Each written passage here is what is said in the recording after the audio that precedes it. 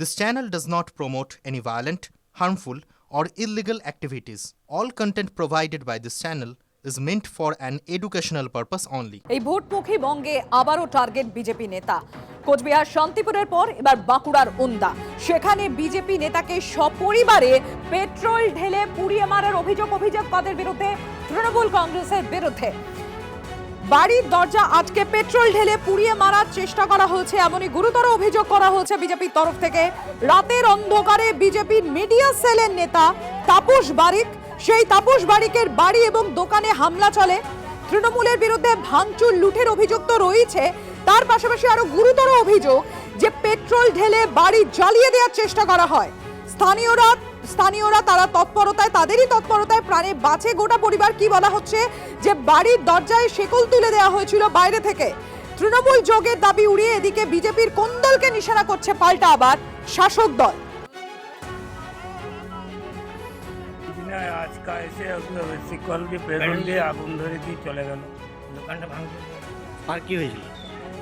আর দোকান যাচ্ছিল, আমাদের ঘরে যাচ্ছিল, গ্রামবাসীর সহায়তায় আমরা কোনোরকম করে 3 জন মিলে বেঁচেছি, নালে আজকে জীবন্ত লাশ হয়ে আমরা বেরাতাম। মানে আমরা চেঁচামেচি করার পরে গ্রামের লোক আসে, গ্রামের লোক এসে শিকলটা খুলে দেয়, আমরা কোনো মধ্যে প্রাণে বেঁচে ফিরি।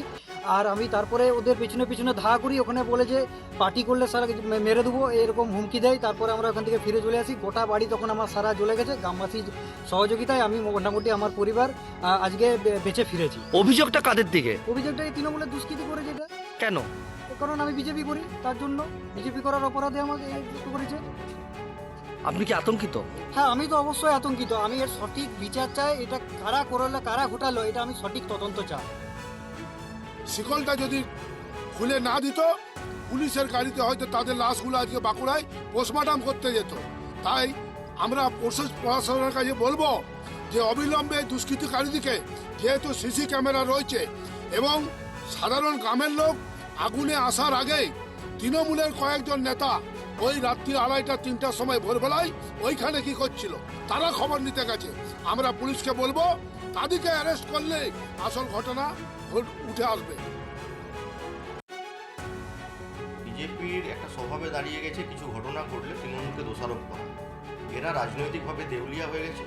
ওনাতে বিজেপির গোষ্ঠীদ্বন্দ্ব মাথাচাড়া দিয়েছে। যেখানে ঘটনাটি ঘটেছে সেখানে বিজেপি কর্মীরা পৌঁছানোর আগে সেই অঞ্চলের তৃণমূল কংগ্রেসের নেতৃত্ব সহ আমাদের সমস্ত কর্মীরা সেই ব্যক্তির পাশে গিয়ে দাঁড়ায় এবং সেখানে আগুন নেভানোর কাজে হাত লাগায়। পরবর্তীকালে দমকল এবং প্রশাসন গিয়ে সেখানে পৌঁছেছে। এই অন্তর্কলহের জেরে এটা ঘটেছে কিনা আমি প্রশাসনকে অনুরোধ করবো সেটাও তদন্ত করার জন্য। সবসময় তৃণমূলের এখানে দোষ চাপাবো।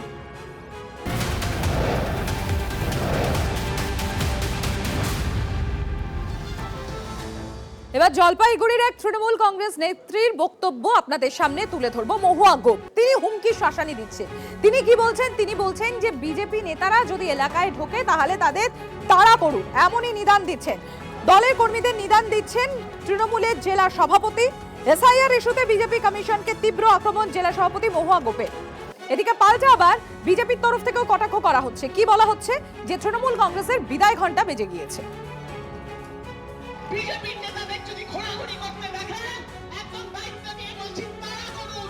এরা আপনার অধিকারকে খর্ব করতে আসছে, তারা করতে হবে। মায়েরা তারা করতে হবে। আজকে মায়েদের সম্মানে আঘাত করে যারা, যেই নেতারা বলে লক্ষ্মীর ভান্ডার যারা নেয় তাদের ঘরে বন্ধ করে রাখার নিদান পায় বিজেপির নেতারা। সেই মহিলারা আজকে গ্রামে গেলে বিজেপির নেতারা সেই মহিলাদের কাছে তারা খাবে। এই সম্মান দিয়েছেন মমতা বন্দ্যোপাধ্যায় এবং আমাদের দলের কান্ডারি অভিষেক ব্যানার্জি সেই মানুষের আন্দোলনে নেমেছে। নির্বাচন কমিশনকে দিয়ে বিজেপির যে চক্রান্ত আজকে বাংলার মাটিতে যেটা সংগঠিত হয়েছে, এখানে নিশ্চয়ই বক্তব্যের মতো শুনেছেন দেবাংশু বলছিল যে বিহারে তো এই লজিক্যাল ডিসক্রিপেন্সি ছিল না। আজকে এই বাংলার মানুষের উপরে, গণতন্ত্রের উপরেই অত্যাচার নেমে এসেছে।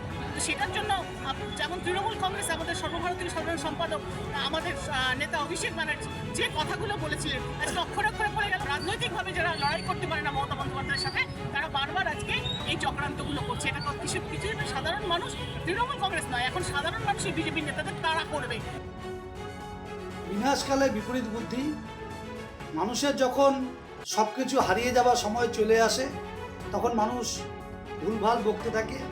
এক্ষেত্রে তারই সমস্যা হচ্ছে কারণ এই প্রতিপত্তি, এই গাড়ি করে, এসি গাড়ি করে ঘুরে বেড়ানো, এই টাকা পয়সা উপার্জন করা অবৈধভাবে সব আস্তে আস্তে বন্ধ হওয়ার দিকে চলে যাচ্ছে। 2026-এর নির্বাচন তৃণমূলের বিসর্জন, তৃণমূল আর থাকবে না, দলটাই থাকবে না, তো নেত্রী আর কোথায় থেকে থাকবে? তাই নেত্রীর আক্ষেপ যে তার এই সাজানো বাগান ধ্বংস হয়ে যাচ্ছে, সেই জন্য তিনি উন্মাদ হয়েছে। যে দলের নেতৃত্ব এমন নিদান দিচ্ছেন, সেই দলের সাধারণ সম্পাদক মানে অভিষেক বন্দ্যোপাধ্যায়, তিনি কি নিদান দিচ্ছেন? তিনি বলছেন যে 5 বছর ধরে যারা অত্যাচার করেছে তাদেরকে ডিজে বাজানোর নিদান দিচ্ছে। আমি সবসময় উদারতায় বিশ্বাস করি না। যারা 5 বছর ধরে অত্যাচারিত করেছে বাংলার মানুষকে, আইন সবার জন্য এক, আমরা সবাই আইনকে শ্রদ্ধা করি, গণতন্ত্রে বিশ্বাস করি, কিন্তু যেখানে যেখানে এরা বেশি লাফালাফি করবে, শান্তি সম্প্রীতি শৃঙ্খলা বজায় রেখে এবার রবীন্দ্রসঙ্গীতের সাথে একটু ডিজেও বাজবে, কেউ শালীনতার গণ্ডি বেরোবেন না। আমরা বদলা নয় বদল চাই স্লোগান দিয়েছিলাম 11 সালে। তাই যারা বলছে পাল্টানো দরকার, আগামী দিন পাল্টানোর জন্য প্রস্তুত থাকুন। এই বাংলার মাটিতে এসেই জয় বাংলা বলতে হবে। আজকে এই অঙ্গীকার আমাদের সভা থেকে নিতে হবে। বহিরাগতদের জেদ বেশি না, বাংলার মানুষের জেদ বেশি।